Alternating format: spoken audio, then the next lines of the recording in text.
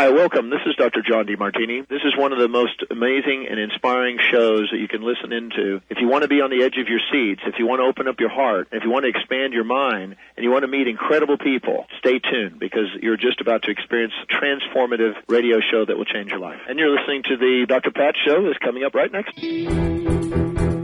Welcome to the Dr. Pat Show. Talk radio to thrive by. Powerful, inspiring, and coming to you live, bringing you stories of people like you and me, busting through and living life full out. Get ready to dare to wonder what your life would be like if you knew you could not fail. Hey, everybody. Welcome. Benny, hi. Jacob, hi. What a great show we've got planned for you. Adrienne Cobb is joining us here today. Look, what I know about Adrienne is that this is a journey, and it's a journey that she has taken to really tap into not only her own truest self, but helping others do that. That's my wild magic. It is this way to really step into a pathway. But what if you don't know what that pathway is or what it means? Then you can work with her to understand what a soul blueprint is, what that soul blueprint DNA is, what your tribe of light is, how everything ties together to answer questions. Who are you? Who am I? Where do I belong? What is my purpose? Now, if you're her, then you get to talk about life experiences that put her on a pathway and bring her to date with incredible gifts and talents so she can help others understand what their incredible gifts and talents are. But what happens when you choose this and when you decide to stay in this earth? What do you discover? What does she discover? One of the things we're going to talk about today, because when you come back and you realize you're really different and you just don't quite know, but you have a knowing, then you start to bring to the world a message. Today, this is something that almost brought some of us to our knees because we didn't understand it. And by the way, I have some friends that they couldn't be on this planet anymore. My mom was one of them because she was an empath. And so today, Adrienne's going to help us with being an empath, the good and the bad. That's what we're taking on, Adrienne. It's so great to have you here. It's so great to talk with you about this. My mom was an empath. I know that now. Mm-hmm. I know it from everything everybody told me about her. Everybody talked about her being loving and kind. I know she picked up everybody's energy. And man, what she went through with my dad was way too much. Mm-hmm. That's why we're going to talk about this today, so that we could help other people understand, like you would say, being an empath is really tricky stuff. Yeah, it is. It really is. Yeah. Well, thank you. Thank you for having me on. And it sounds like, I think a lot of times our parents probably are more empathic than we give them credit for. And it can really be a hardship, for people. And then if they're taught to kind of shut that down or not honor it and not honor their own personal boundaries or their own depth of love, that teaches us to do a similar thing. And I find particularly even in the US, that, that empathy is a very high characteristics, but it's also, it comes a bit with a price, you know what I mean, to our own well-being, our own physicality, autoimmune issues, diabetes, cancer, things like that. Because when those emotions get blocked in our system like balls of energy, your physical body will start relating to it, but it taps into everything. Our emotions are a big part of who we are here as a human being. So it affects our money, our relationships, our health, some of these big areas of life. Yeah. And, can we talk about this for a little bit? Because, you and I are here talking about something that we personally have had to experience, and I consider myself a fumbler. I fumbled my way through figuring some of this out, and I'm still fumbling. Love that. Yeah. I'm a fumbler. Yep. And you know, I'm actually a pretty good fumbler because I'm still alive talking to you today, right? Yeah, exactly. But It's an art, but it's an art. Fumbling is an art. I it think really is. it Yeah. really is. Um, my mom, though, and that generation, and I can only speak for women, I cannot speak for men. But my mom and that generation, when you're somebody like her who really was quite visionary, was really quite open, really had a different sense of life for herself, different from her brothers and, well, different from her sisters, right? But she also didn't have what we're talking about today. There was nobody there, Adrienne, to talk to her about a boundary Right. or Yeah. what to do, right? Really, from a female point of view, it is expected for women to be to not speak their emotions or feelings, or the tradition throughout time has been, you know, mental institutions or put them on medication, or it's got to be a menopausal thing, or yeah, it's been downplayed and made wrong quite a lot. Yeah. And, you know, yet today, even in the world we live in today, and I want to ask you this question because obviously this is a topic that came to mind for you. We have been, what is the right word? We have been exposed to more than a pandemic or a virus, or okay, that is the thing. That is like the thing. But what the thing did was it brought people to a new, my opinion is it brought people, no, it brought me to a whole new level of awareness. And with that whole new level of awareness, what happens is you have a whole new level of awareness to new thoughts or not new thoughts, thoughts that will either harm you in terms of where you want to go or keep you more open. But for empaths, I'm telling you, without the tools to get through these past years, 3 years, whoa. What do Yeah. you say to that? Well, yeah, I've been, you know, obviously in my business and doing private sessions with people, I work with a lot of empaths, and I feel that empaths are people who have that it is a divine attribute, being empathic. So like being psychic or intuitive, empathic, compassionate, like there's just certain divine attributes, and empathy is one of them. But when you take somebody who has this high level of consciousness, and then there is, and empathy is one of them, meaning that their energy field, their heart is big in a sense that it can feel what other people feel. Now, there's different types of empathy. There is people who have empathy with other human beings. Some people have empathy with plants. Some people have empathy with, you know, plants, animals. There's also collective empaths, people who are tapped into the collective as a whole. And you know, so different variations of that. But I find that the collective empaths are probably having a harder time right now. And there's just a lot of movement in the collective, you know, like somehow it's like we're more plugged in than we have been before. And then when that empathy gets too much, it makes us want to be agoraphobic, stay at home, go inward, step away from life, feel overwhelmed by things, but that's not necessarily helping either. So I recently went to Europe, and I was helping my cousin move over there with his little dogs to be with his wife, but ended up going to landing in Frankfurt, going to Amsterdam, Bergen, which is in Norway, Oslo, which is in Norway, Berlin, down to Wiesbaden, which is in Germany, over to Majorca, which is an island off of Spain, and then over to Prague, all in about 20 days.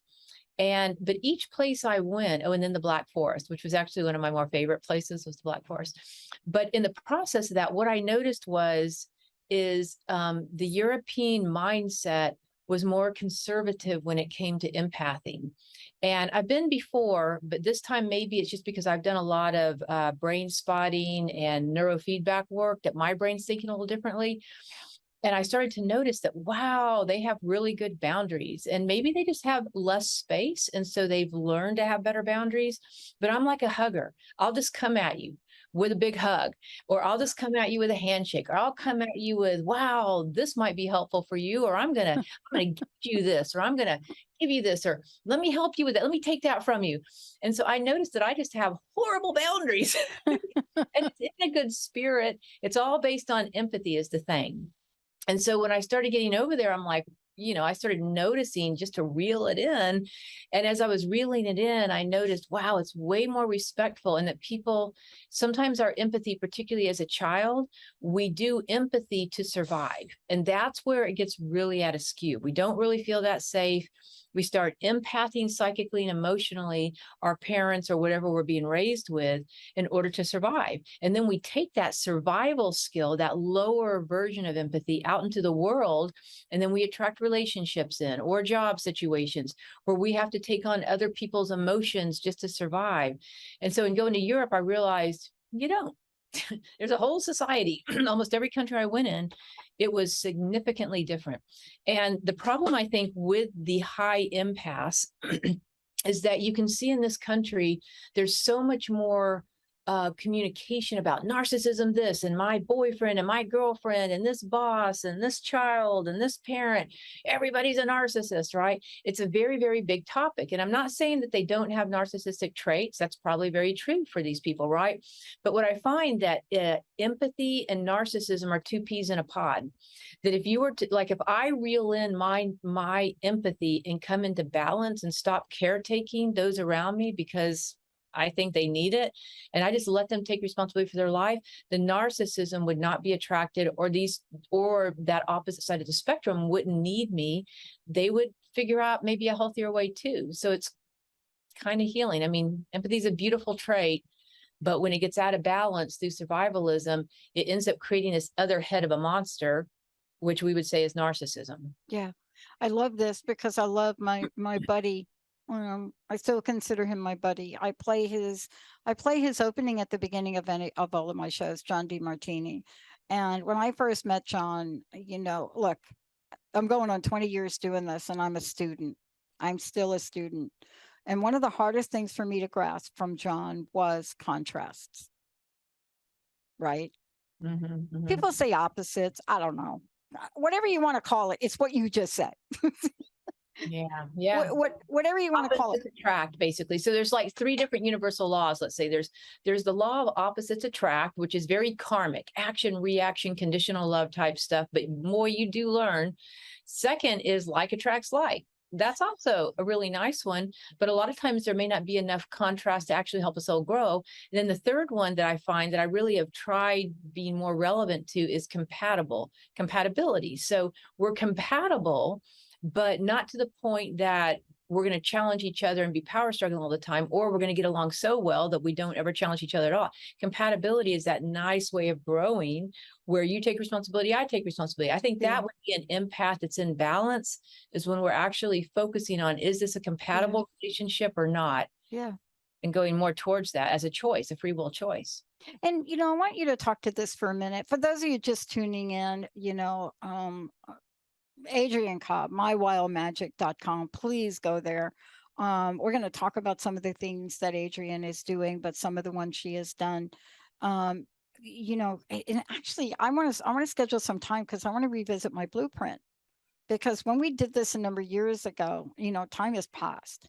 And what I'm fascinated by, and people don't even know what I'm talking about. So one of the things that Adrienne does is what I mentioned earlier is soul blueprint.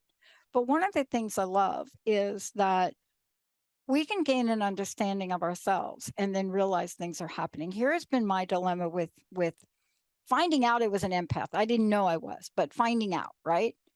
I didn't know the signs. Like I just gave you an expression of my mom, right? When people describe my mom and what she was like, it is very clear she could not stay on this planet. This was way too difficult for her, and she took her life. Took her 2 tries, but she did it the second time. First time the pills didn't work. The second time she just burnt the house down. And how long ago was this? I was 6 years old, so it was a bunch of years ago. Yeah. But I didn't find out about my mom till later in life.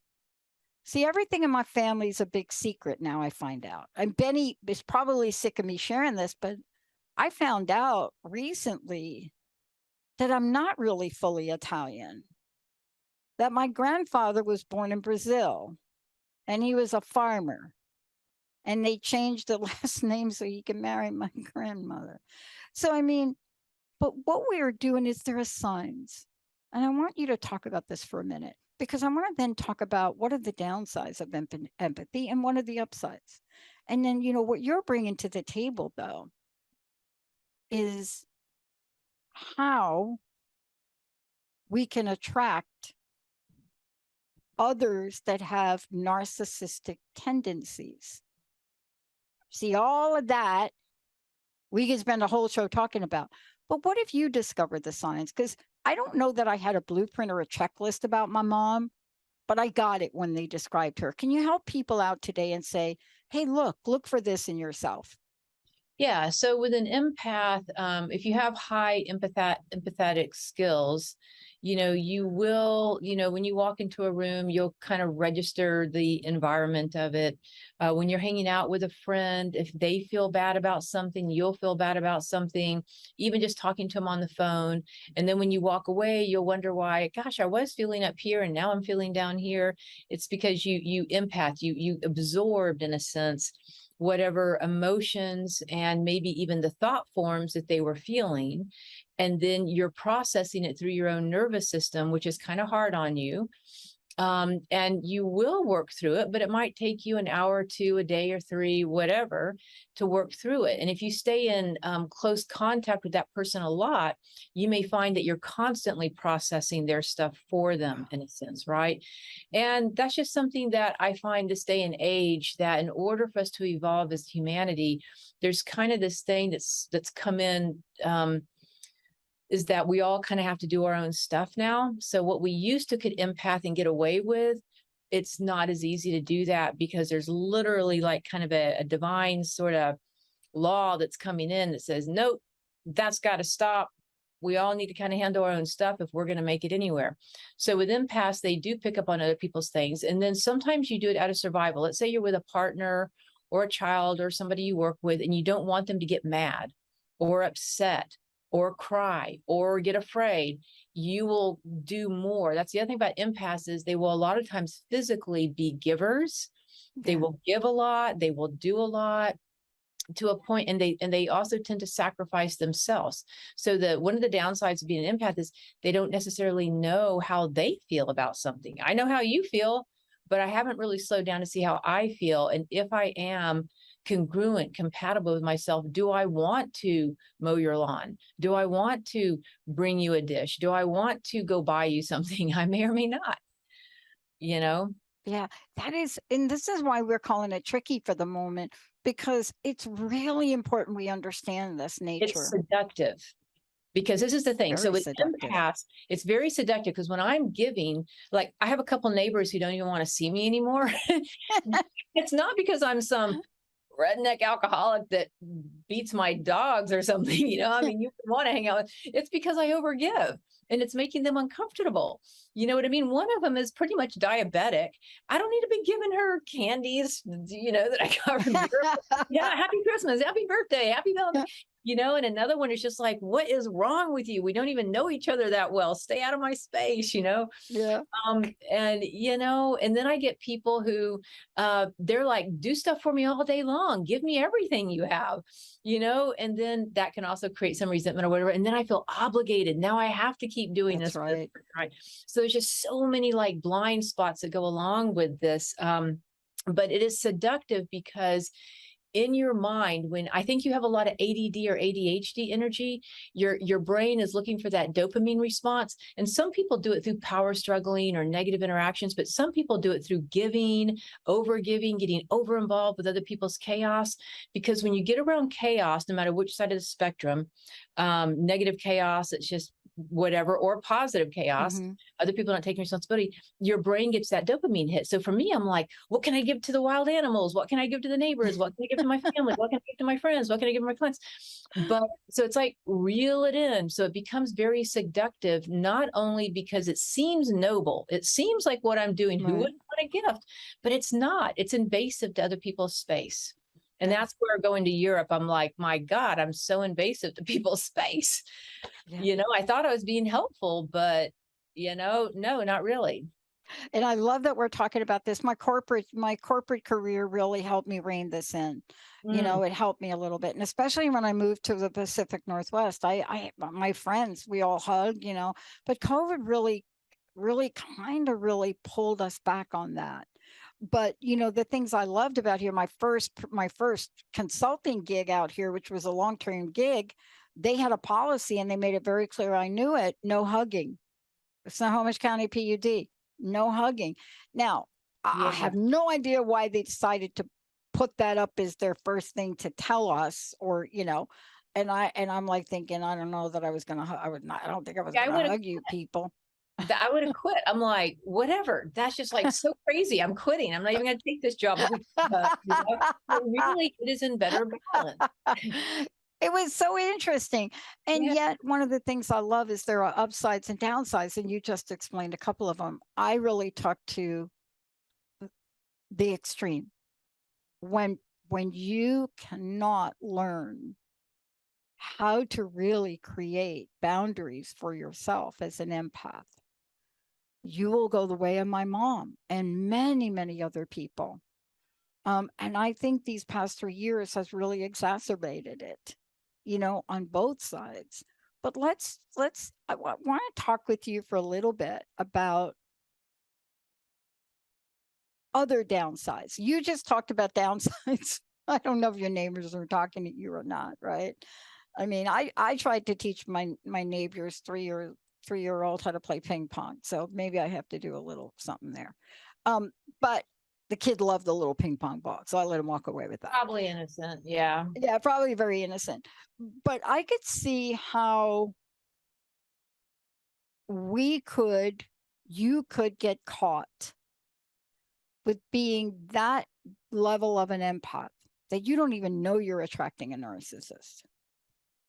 Yeah, you don't, because all you think is that you're being of service to them, and they want you to be of service. They're looking for somebody like just to sort of give a simple definition of narcissism from my point of view.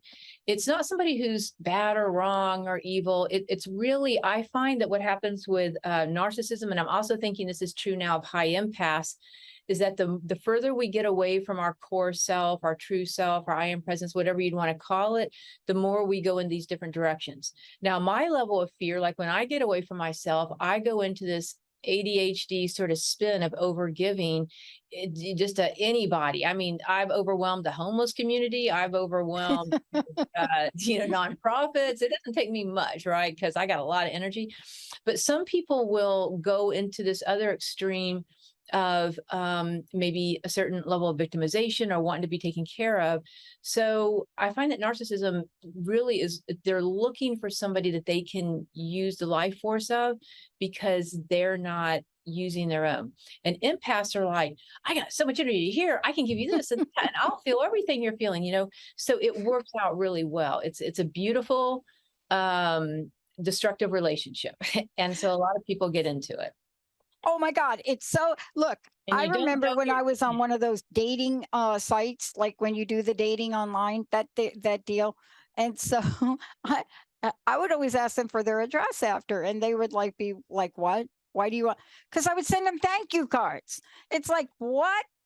My friend is like, okay, this is, first of all, it's a dating site. You don't have to over empathetic. Exactly. Yeah. So I stopped doing that. All right. Communicating, overdoing. Yeah. Over communication is another big one with empaths. How do you feel? I feel like this, and blah, blah, blah. And how can we help with that feeling? Yeah. I mean, but part of this too is understanding the dynamic between the two, because neither one to an extreme really suits you well. There's a lot we can learn from them on both sides. And I used to, I think, put empathic people, because I have it, a bit on a pedestal.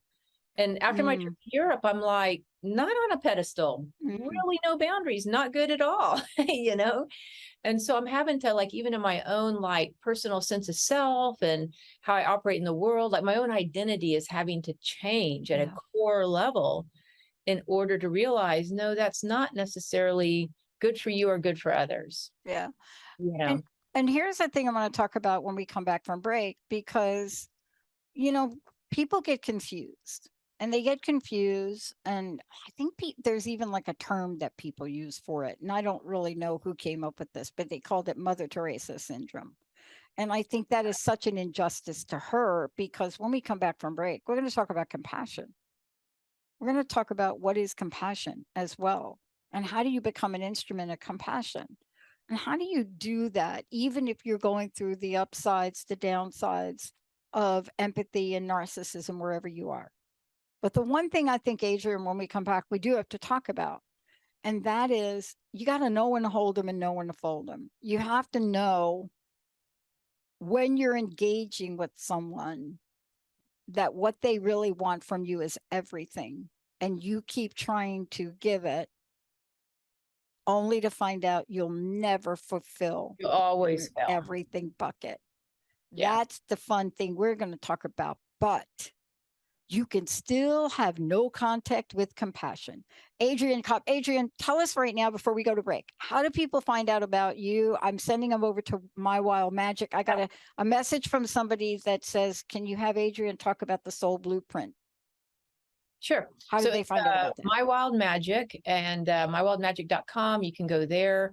And I do offer a soul blueprint. It really helps people to understand some of their higher divine attributes. So we cover 5, 6 different subjects from your divine attributes that are part of your soul blueprint. And the soul blueprint is kind of a hologram. Yep. And I would encourage you to go over there, because this is was totally fun for me. And Adrienne and I have talked about this in a different way. You know, I'm hoping we're going to touch upon this a little bit when we come back. Who's your tribe of light? When you go over there, you can take the quiz, because I'm curious now, like when you take the quiz and we talk about the tribe of light, what insight could you get? Are some tribes more adaptable to what goes on as being an empath or not? But what Adrienne does is so very, very cool. Not only can you work with her, believe me, the soul blueprint and the soul blueprint reading and the personal sessions, beyond eye-opening. And there are courses you can take them online. When we come back, we're going to talk about how do you know when you have to do something different? Certainly for Adrienne and me, people will tell us, but how do you really know? Let's take a short break. Benny, Jacob, we'll be right back.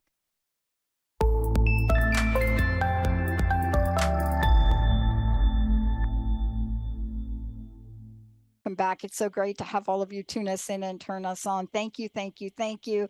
As I said before, mywildmagic.com. And by the way, if you go over there, you can listen to previous shows Adrienne's done. There's so much there. But you know, my experience of working with Adrienne and never having done anything like this before, not understanding what a soul blueprint is or who my tribe was, you know, when you have an understanding of this, it really helps you as you move through life. And I don't know about you all out there, but if you're like me, these 3 years have been 3 years. It doesn't matter what you think you've been through previously in your life. These have been different at a lot of levels. And definitely if you are in that empath realm and you are now in that empath realm in your home 24/7 with your spouse, and you are working from home, and then you have your 2 children that may or may not be doing schoolwork, it is a whole different game for you. And that's just one scenario. Yeah. Please go over to My Wild Magic. Adrienne, we have a caller. Let's go to the phone and see what our caller, if we can help Lee out. Okay. Benny, we have Lee there. Yes, she is. Welcome to the show, Lee. Hey, Lee. Oh, hi. How are you? Hey, good. How are you? I want to introduce you to my friend and colleague right over here, Adrienne Cobb. How can we help you? Hi. Hi. I know I'm super empathic, and I'm really having a hard time with the emotions I've been feeling, because I know a lot of them aren't mine. I've been either feeling like super sad and a deep sadness, or like today, like I feel really cranky, like I could rip someone's head off. So I'm really just trying to find better ways to navigate what's mine and what's not mine. Yeah. So, you definitely seem like you're a heart empath, meaning that out of the different chakras in your body, one of the ones that you're empathing the most from feels like it's your heart. And for that, it might be like you kind of wear your heart on your sleeve. People know how you feel. I mean, I don't mean that you're like overly verbal about it, but it just feels like you're very authentic and that you perhaps connect to people more on a soul level versus mentally or just emotionally. You're more into the feelings themselves, and the feelings come from the heart and come from the soul. Second of all, it feels like in your tribe of light that you work with, it's angelic. So there's cosmic, galactic, the planetary star, angelic. They're all different tribes of light that can support us. And it's in a sense kind of like it's a temple of light. It's a dimension of light that you hang out in when you're sleeping at night, when you're meditating, or in between lifetimes. But for you, it feels like you work primarily with the angelic energies. And it feels like part of what's going on is you're also tapping into some of the collective energy. And I'd say that how you're feeling sorrow, but not necessarily feeling like it's yours, feels like it's a lot about the collective. And I talked to a lot of different people, um, around the country, but also internationally. And there is a tremendous amount of loss in the world. Like, I mean, even other healers I've talked to, there is more suicides than ever before. There is more people just dying from whatever illness is going on. There are trees that are falling. There are pets that are dying. I mean, so the level of collective sorrow right now, I think is quite huge. And so it feels like you are heart-based, heart-centered, coming in, pulling in from that angelic energy. So working with the angelic energies that work with you and through you, but also a collective empath. So whether you're around people or not wouldn't even matter, because when you're a collective empath, you're picking it up on that higher dimensional level. And I just think there's a lot of unprocessed sorrow from all the fighting, all the separation, all the global climate change, all of the death that's been on the planet. I mean, there's just so many reasons why, I think. And so I think you're picking all that up. Now, the resource to it feels like, and that's going to be where Dr. Pat and I were going in a second, but it's the level of compassion. So people who have an angelic kind of nature to them, it's almost like being an angel in human form, essentially. One thing that you also probably have highly developed is your compassionate ability. And so instead of being empathing, which is absorbing the energy, you want to turn that energy around to start blessing the collective, blessing the people around you. So when an angelic being starts blessing with, let's say, pure love and light, which is a very high frequency energy, you don't have to know a why or a who or whatever. But when you bring pure love and light and you start blessing whatever it is, you will feel better because you're streamlining this higher energy through the antennas, which is partly how we are so empathic. You're using that antenna to harness this higher vibrational light. Then you're doing something good in the world just by sending pure love and light out around the earth or whatever. And you'll start to feel better, but it's almost like getting the empathic junk off of your system when you bless as well. But it'll cause you not to feel so powerless. And I think that the powerlessness is probably one of your weak links. And this might even be from other lifetimes, and specifically related to the relationship to your biological mom, of how you might have felt powerless to help her or get caught up in her powerlessness. And then that will cause you to get stuck in the sorrow as well. So I'm hoping that helps a bit. Mm-hmm. Yeah. Lee, what do you think? And the connection to my mom and her helplessness and stuff totally makes sense. And that becomes a trained behavior. So now as an empath, if that's how your mom was, and this may be how your mom was too, Pat, or mine as well, that if we feel somebody we love that's a caretaker is helpless, and you came in with a higher consciousness and a higher sense of love and emotional intelligence, you will do anything you can for that alcoholic parent, that victimized parent, that powerless parent. As empaths, we will have a tendency to do anything we can to save that person, perhaps for our own well-being as well. But then the problem is, as you go into your adulthood, you will tend to attract in that similar vibration. Mm-hmm. It's a matter of how do you change that up. For one is just being aware that that's going on. But the other is start noticing, how do I feel? Like really taking a gauge in the morning when you first wake up. How do I feel? What's most loving for me? What would be most compassionate? And there is a tool that I want to show everybody too when we get ready, Pat, that can also help with empaths. Good. A lot of times we don't know exactly how we feel because we saw inundated with other people. Yeah. Lee, I think you're good to go. I think what we're going to do is we're going to have Adrienne share that tool now. Thank you, Lee, for calling in. You're probably going to want to listen to where we go from here. Thank you so much for doing that. Reach out anytime, Lee. I'm happy to work. Yeah. I would encourage you to connect with Adrienne specifically and get some additional insight and help. I know it helped me. Thank you. Thanks, Lee.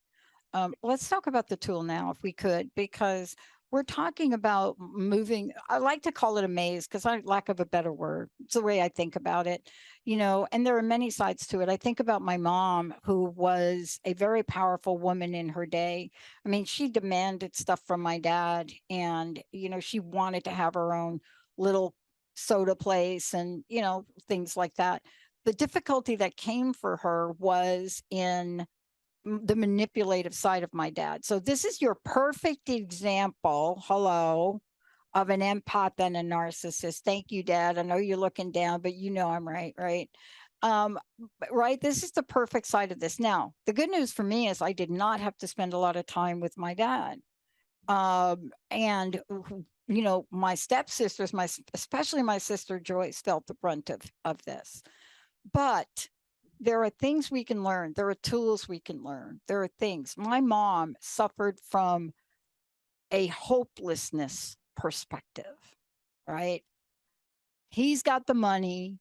I've got the vision. I mean, you could just sense it. But what are some of the tools that we can use? Because there is a way to work with this, right? Yeah. So one of them is knowing how you feel. So sometimes what empaths do, part of the disadvantage is that I'm so invested in your feelings about how you feel about me and what's going on. And are you okay? Because I want you to be okay, that we lose sight of ourselves. We lose connection with ourselves. So now I don't have a sense of self. So empathic people oftentimes feel like they're being battered in a storm of other people's emotions and stuff. And they have a hard time saying, I want to watch that movie, or I want this for lunch, or I don't want to do that for you. Saying no is almost an impossibility for a high empath, right? So the first thing is really getting back in touch with how you feel. And sometimes even going to a counselor, a therapist, a psychic, an intuitive, a healer, somebody who will tell you, that can be helpful at times, but you always want to know how you feel, because they might just be projecting something too, right? So this is a technique, and I just learned it from the emotional body code. I just listened to a class on that. It was brilliant. It was life-changing for me just 3 days ago. And so what you do is you can sit, or preferably stand, and you hold your arms down by your side. And you can close your eyes if you want, or leave them open, whatever most comfortable. And this technique is called the sway. And what happens is, whenever something's good for somebody, they will tend to sway forward. And when something's bad for somebody, it will sway backwards, right? So you're using your body's wisdom like a tuning fork, and you're breathing into the image or the feeling tone of what you want to ask. And then you just notice the subtlety of how your body might be swaying. Now, sometimes it can be reversed if somebody's got like a reversal in their energy field, but for the most part, it works. So think about a plant leans towards the light, towards the sun. And indigenous people or animals know which herbs or plants not to eat, and they lean away. They just have an internal, so it's sort of like your body is like this amazing tool that taps into this universal field of light. So you don't even have to know what that plant is, or what the future is with this person you might date, or if an investment's going to work or not. You just have to ask your body, because your body's wisdom expands into the universal field. So again, just close your eyes or leave them open, whatever. And I want you just to notice the concept of war, how your body feels about war. If war is, when you think about the tragedy of war, the loss of war, the feeling of death and dying, of all the pain and suffering. See, I don't even have to, my body is naturally going backward without even thinking about it. I don't even have to think about it. It's just like this natural sort of drawing back, even at the concept of war. Okay, now we're going to switch it. And I want you to imagine, you know, going into the future of this place that's so loving. It's just filled with unconditional love. It's a temple of light filled with angels. It's filled with your own I am presence. It's filled with all things that are most loving, that you are in total connection to your source energy. You're making compatible life choices, and there are really good things for you there. And just feeling the feeling tone of unconditional love, and how unconditional love would feel for you in the moment if you were just being present to it. And again, there's like this subtle leaning forward that happens. Now, you can practice this like I had somebody that may have wanted to go on a date, right? To be in a relationship. And I had mixed feelings. I go back and forth on it. And, you know, I could, there's a lot in common, but something says no, but then I could.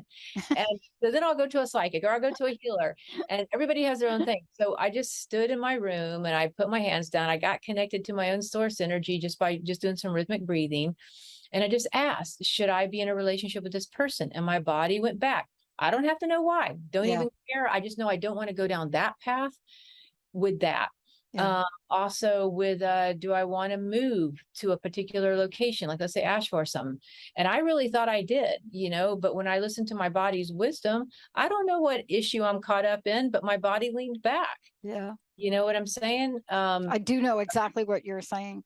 And there's a trip that I don't know if I really want to take because it seems kind of complicated, but when I ask about it, I lean forward. You know, and sometimes you can almost be neutral as well. Like maybe there's not as much of a say. So the sway is a technique of using your body's wisdom, which is beyond your mind, your emotions, and all that.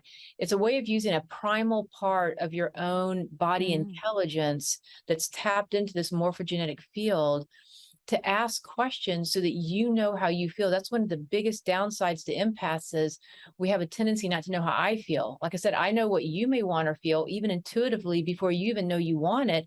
And then I'll start fulfilling things for people and they haven't even asked me. Which again is a boundary issue, but they haven't even asked me. But most of the time they're like, oh my God, that's amazing. But was it really amazing for me? Because then I put all this time and energy into something. But on top of that, this is another big thing about empathy is that when you are empathic to the point that you are picking up on other people's emotions, feelings, you're in relationship to narcissism in whatever form, you're crossing people's boundaries, overgiving, overdoing stuff, you're actually putting yourself in their karma. You're actually inserting yourself in a karmic life issue that maybe wasn't yours to have. And now I have to follow through. Now I have to deal with the feelings and the emotions and the consequence and whatever that goes along with it. So it keeps you more in your dharma, your true life path, using your life force energy better. So anyway, that's the technique called the sway that helps you figure out. And the reason I'm saying it is because when I'm in somebody's energy field, hands down, I will think that I need to do that for them. And it is almost impossible for me to not think that that is what I need to be doing. And so when I can access a more pure energy of my own body wisdom, it helps me override my tendency of picking up on people's projections as well as their neediness of something if I'm not the answer. Now, if I am the answer, sure, I'll do it. But otherwise, exactly. No, I know what you're saying because the minute you mentioned war, like when you mentioned the word war, now there'd be a lot of people that say, oh, no, what happened to me is I didn't go back in the chair, but I could feel my lower back lean back. Do you know what I'm saying? So I just want people to be aware that this could be subtle. That it is very subtle, and that's your sacral power. So if you're finding your lower back is pulling back, that's your sacral power. That's that body wisdom. Some people listen to the heart. You might find your chest sways in and out. You know what I mean? You might find your higher self, like your head leans. So that's true. Different parts of your body. It can be whole body, but depends on where you're sort of basing your wisdom. That's true. Yeah, that was so immediate for me. I didn't even notice. If If you hadn't mentioned it, I probably wouldn't have noticed it, but it was automatic the minute you said the word war. Yeah. And then I saw the image that came to mind. We've been supporting the Ukrainian people. I've interviewed the parliamentary people there. And the minute you said it, I just had this image that came from the bombing of a hospital with pregnant women in it. I mean, it just hit me. Like the minute you said that, it was like boom, boom, boom. Like Yeah. my butt went back and it just came up. And I'm not sure I even heard the rest of what you said. Yeah. Like shortly thereafter, I did hear. But see, that's how powerful. A lot of times, Adrienne, can you help us with this? Because a lot of times we will get that message and we will not follow it. And this is really, I love to have the conversation. What does your empath say to your ego? And this is an interesting dialogue because you're like way back in the chair. You probably so far back you almost knocked the chair over, and yet, boy, I really want to follow that. You see? Yeah. Don't I really want to just, even though that person that I'm like, get the chair back, not going to be, don't really, that's not a relationship. Some other part of me like dials the phone and I'm like, how do we help people follow their signs? Because I don't know about you, but those signs, when I'm just like, man, that is a sign of truth for me. So I think that the other thing that goes along with being a high empath, and this may also be true with the narcissism as well, is that there is a lack of trust. Like we're not trusting a higher power has our back. I'm not trusting that you're okay. So I want to jump in your business to help out for whatever reason. And it might seem noble, but more than likely it's for my own survivalism on some level. You know what I mean? I do. And it's a childhood sort of programming. So I think that when you want to start unraveling the energy of the empathic tendency, whether it's chemical or psychic or whatever, that we just get pulled in that direction and our ego sort of wants to do it, even though we have the body wisdom, it's a matter of trusting that intuition. So trust is a big one. I find that empaths have a broken trust inside of them. So they're not trusting themselves, what they really do. Because you see, we all know if we want to do something or don't want to do it, but as an empath, we override that instinctual wisdom because I'd rather have your approval, your acceptance, your love. Connection is another big one for empaths. I'll do anything to have connection with you, even if it's a dysfunctional connection. I could have a healthier connection, but I don't trust that. You know what I mean? So I find that trust is a big thing. I'd love to do our next show together on trust because it's so very important and it really taps into so many more things. I mean, especially when somebody sits down with you and hears what you just did with Lee, but also when they work with you, there's a lot of information that gets shared. And how often are we going to trust in a divine path? And what happens when we do? And what happens when we don't know how to? I don't even like to say do or don't. I believe that there's a way that we do and there's a way that we don't know how. But I do believe this is something we can learn. Now, totally from now, I'm just going to follow how many times I need back in the chair today. And then don't do it. If you feel That's right. Right. Yeah. And part of the trust, I think, has to do with feeling safe. I think in order for you to have to trust your own intuition, you have to feel somewhat safe. Yeah. How do you build safe in your own system if you haven't had it? If you don't have a lot of good history about that. And it feels like how you rebuild safety, which then rebuilds trust, which then rebuilds how you operate as an empath, I think has a lot to do with having compassion for yourself. Yeah. I mean, it's like coming back into self-love. And the easiest way to do that is just to, for me, I kind of tap into that source energy, like a big ball of light above me. Yeah. Just command down pure light streaming through my energy field. And the minute I feel myself connected, I instantly start to relax. I instantly start to feel unconditionally loved by this source within myself. I ground it to the earth because we're like a battery. I ground it to the earth, which makes me feel more secure and safe. Bring it back up to my heart and expand around me. So I do that one energy exercise, and it has helped tremendously for me to feel connected. So now I don't have to trade out my power via empathy by overgiving. in order to feel safe in the world. I already have safety. I already have unconditional love. I already have my needs being met. So that, I think, helps the empath tremendously. And I think that with narcissism, people tend to take advantage of the weak link, the insecurity of an empath. They tend to take advantage of it and, have this whole story about what the empath is going to do for them. But the narcissist is just as insecure. Oh, for sure. You know what I'm saying? So when I you can do. start seeing that these dynamics that people get into, that you start healing your own insecurity with a divine connection, you will no longer continue to attract that like attracts like or opposites attract in terms of insecurities. Yeah, I mean, this is such an important conversation, and I want to thank you for today because it is so needed right now. There's so many people now really trying to get a sense of what am I really feeling? What am I feeling that's true to me? What is it going to help me to lean forward? What am I going to select? What am I choosing? Adrienne, thank you. Again, tell folks how they can find out more about you and let them know some of the things you're up to if you could. Yeah, absolutely. Go to mywildmagic.com. Again, that's mywildmagic.com. And you can go to the Work With Me tab and see what I offer in terms of private sessions, Reiki, Vision Quest. I do have a Vision Quest. It's a 21-day Vision Quest coming up September 1st through the 20th. Really? Where we're doing a lot on the inner levels. And I mean, they're almost just beyond words to describe them, but they're very life-changing, very catalytic in terms of your spiritual progression. And how do people find out or register for that? What is the best way? You can go to mywildmagic.com and it will be listed underneath quests. And those are virtual. You can do them from your own home. They are also all recorded. Yeah, and it's amazing experience to kind of be two places at once and could start working with ascended masters and angels and different beings. Yeah. And by the way, if they go to your website, which is mywildmagic.com, they can go under where it says work with me. I think it's called Soul Quest. Is that correct? Yeah. Beautiful. And you'll see it. It's coming up for the fall. As Adrienne just mentioned, a lot of information on it. Take a look at what this does and what you are getting prepared for in this process with Adrienne Cobb. Adrienne, thank you so much for today. Thank you so much for all you're doing.